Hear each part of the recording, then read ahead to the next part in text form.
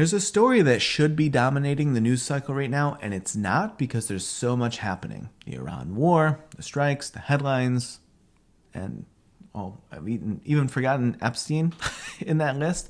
But this also just keeps getting buried. But it's pretty new, so let's try to dig it out.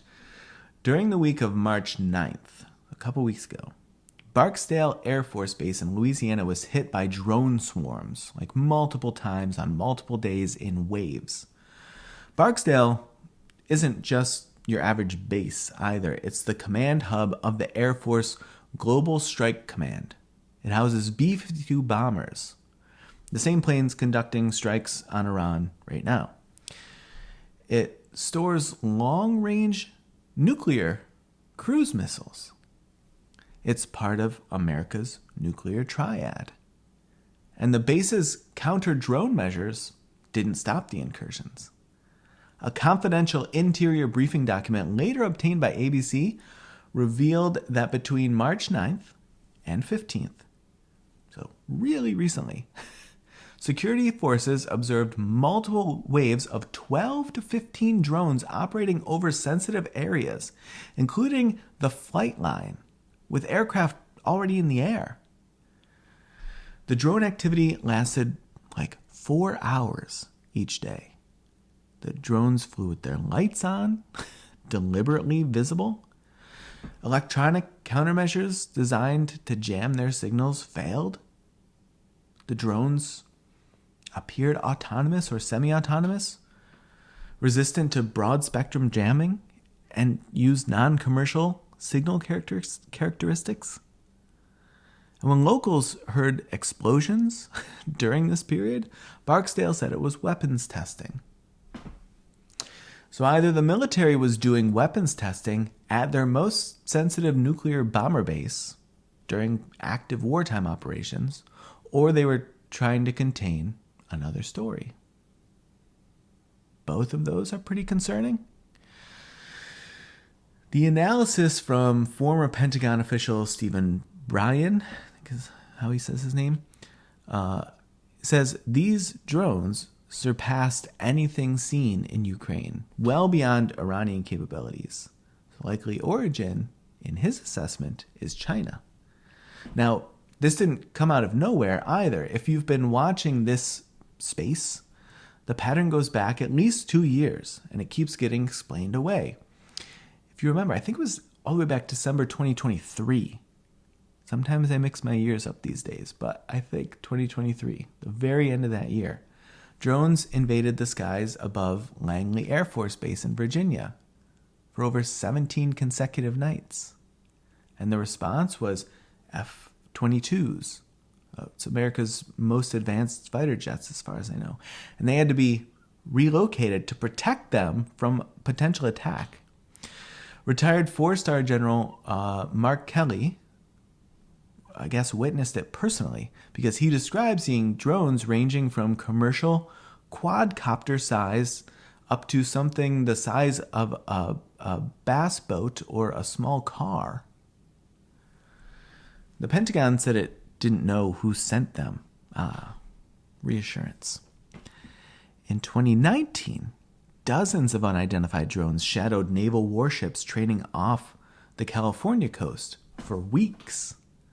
There have since been documented incursions over the Palo Verde nuclear plant in Arizona and over Plant 42 in Southern California, home to Lockheed Martin's Skunk Works, where the next generation of stealth bombers is being built.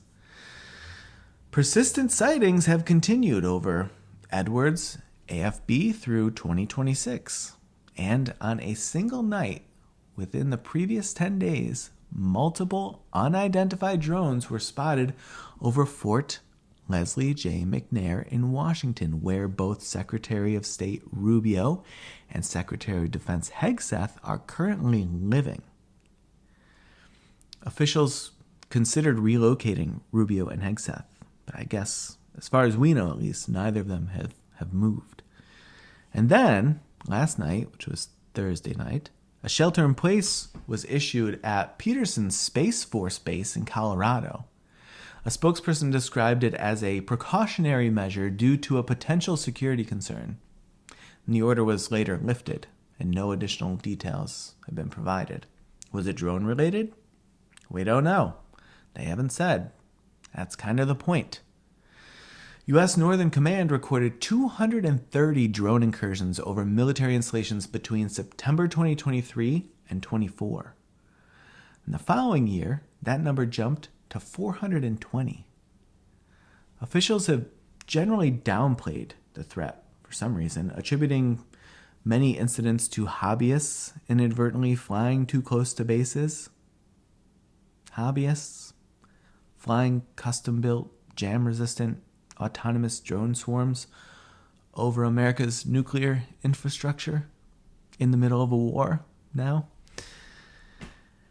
Meanwhile, the same week as Barksdale, the U.S. military was reaching out to Ukraine for help because it turns out of necessity, the Ukrainians have become the world's experts in fighting off waves of enemy drones, while American forces are now just realizing they have to play catch-up. Ukraine combined radar detection with electronic warfare and interceptor drones and modified anti-aircraft systems, and they reported neutralizing a large proportion of incoming drones before they reached their targets, and the U.S. asked for their help. Ukraine offered to send its homegrown low-cost Sting interceptor drones to assist, and in a Fox News interview, Trump said, "We don't need their help in drone defense." So to recap, drones of unknown origin, potentially state-level sophistication, have been systematically overflying America's most sensitive military installations for over 2 years. They've forced the relocation of stealth fighters. They've disrupted nuclear bomber operations during wartime. They've buzzed the homes of the Secretary of Defense and the Secretary of State. A Space Force base went on lockdown last night with no explanation. And the official position, where there is one, is hobbyists. Testing. Nothing to see. Oh boy. The question I would ask is, who's flying over our skies? And who's not telling us what we need to know about it? Who's been inside our perimeter repeatedly for 2 years? And what exactly have they been collecting? I don't know if we'll get it. I almost fear how we might get it. But if this answer ever comes along,